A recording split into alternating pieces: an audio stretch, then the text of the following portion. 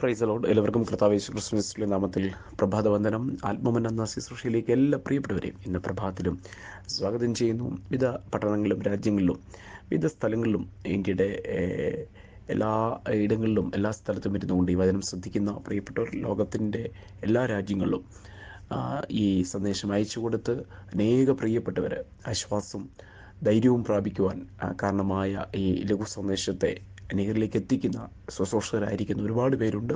എല്ലാവർക്കും ഒരു വാക്കിൽ നന്ദി അറിയിക്കുന്നു. ഇന്നത്തെ ചിന്തയ്ക്കായിട്ട് 1 കൊരിന്ത്യർ ലേഖനം 2-ാം അധ്യായത്തിൻ്റെ 4-ാമത്തെ വാക്യം, നിങ്ങൾ വിശ്വാസത്തിന് മനുഷ്യരുടെ ജ്ഞാനമല്ല ദൈവത്തിൻ്റെ ശക്തി തന്നെ. അപ്പോൾ 1 Corinthians chapter 2 verse 4, നിങ്ങൾ വിശ്വാസത്തിന് മനുഷ്യരുടെ ജ്ഞാനമല്ല ദൈവത്തിൻ്റെ ശക്തി തന്നെ. എന്നെ വളരെ ചിന്തിപ്പിച്ചൊരു വചനം കൂടിയാണ് ഈ പ്രഭാതത്തിൽ. പ്രിയപ്പെട്ട ദൈവമക്കളെ, ഇന്നത്തെ പകലിൽ നമ്മുടെ വിശ്വാസത്തിന് ആധാരം എന്താണ്? മനുഷ്യരുടെ ജ്ഞാനമല്ല. അതാണ് നമുക്കിവിടെ അതേ കാണുവാനിരിക്കുന്നത്. Was not with enticing words of minds wisdom but it's a demonstration of the spirit and power. Hallelujah.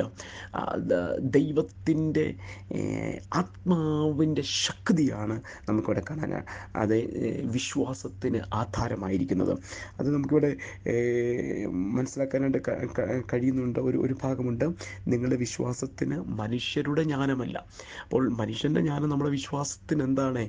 നമ്മളെ പലപ്പോഴും തകർക്കും, നമ്മളെ തടയും, നമ്മളെ തളർത്തിക്കളയും, നമ്മളെ വീഴ്ത്തിക്കളയും. എന്നാൽ മനുഷ്യൻ്റെ ജ്ഞാനം ഒരിക്കൽ പോലും നമ്മുടെ വിശ്വാസത്തെ ഒരു സ്റ്റെപ്പ് പോലും മുൻപോട്ട് കൊണ്ടുപോകത്തില്ല.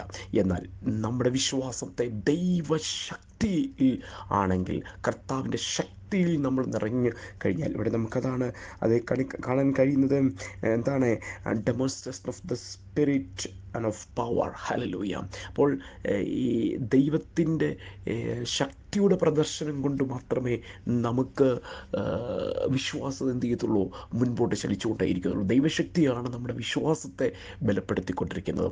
ആകയാൽ ഇന്ന് പ്രഭാതവേളയിൽ അങ്ങനെ എന്താണ്, ജ്ഞാനത്തെ മാറ്റിവെച്ച്, നമ്മുടെ ബുദ്ധി കൊണ്ടും ജ്ഞാനം കൊണ്ടും വിശ്വാസത്തെ അളക്കാതെ അത് മാറ്റിവെച്ച് ദൈവശക്തി കേൾപ്പിക്കാൻ നമുക്ക് സാധിക്കുമെങ്കിൽ അത്ഭുതകരമായിട്ട് നമ്മളെ കർത്താവ് വഴി നടത്തും കേട്ടോ. അതുകൊണ്ട് നിങ്ങളുടെ വിശ്വാസത്തിന് എന്താണ് ആധാരമായിരിക്കേണ്ടത്? യേശുക്രിസ്തുവിൻ്റെ വിശ്വാസത്തിന് ആധാരമായിരിക്കേണ്ടത് ദൈവത്തിൻ്റെ ശക്തിയാണ്. ഇന്ന് പകൽ പ്രഭാതത്തിലൊന്ന് പറഞ്ഞ്, എൻ്റെ വിശ്വാസത്തിന് ആധാരമായിരിക്കുന്നത്, എൻ്റെ വിശ്വാസത്തെ മുൻപോട്ട് ചലിപ്പിക്കുന്നത് ദൈവത്തിൻ്റെ ശക്തിയാണ്. ഞാനിന്ന് വിശ്വസിക്കുന്ന വിഷയം, ഞാൻ ദൈവത്തിനെ പ്രാർത്ഥിച്ച് വിശ്വസിച്ച് ഏറ്റെടുത്തിരിക്കുന്ന വിഷയത്തെ മുൻപോട്ട് കൊണ്ടുപോകുന്നത് ദൈവത്തിൻ്റെ ശക്തിയാണ്. കുഞ്ഞ് ദേവദാസനെ, അഭിഷിക്തനെ, നിങ്ങളുടെ വിശ്വാസത്തെ മുൻപോട്ട് ഈ ദിവസങ്ങളിൽ കൊണ്ടെത്തിച്ച് അതിൻ്റെ പൂർത്തീകരണം കാണിക്കുന്നത് ദൈവത്തിൻ്റെ ശക്തിയാൽ അത് സാധ്യമായി തീരുവാനിടയായിത്തീരും. ആകയാൽ ഇന്ന് പ്രഭാതത്തിൽ വിശ്വസിക്കുക, ജ്ഞാനമൊക്കെ മാറ്റിവെക്ക്, ദൈവത്തിൻ്റെ ശക്തിയാൽ സാധ്യമാകും. പ്രാർത്ഥിക്കാം. പരിശുദ്ധ പിതാവേ, വചനത്തിനായിട്ട് സ്തോത്രം. കേട്ട എല്ലാവരെയും അനുഗ്രഹിക്കണം, ശക്തീകരിക്കണം യേശുവിൻ നാമത്തിൽ തന്നെ. ആമേൻ, ആമേൻ. കർത്താവ് നമ്മെ അനുഗ്രഹിക്കട്ടെ. God bless you in Jesus.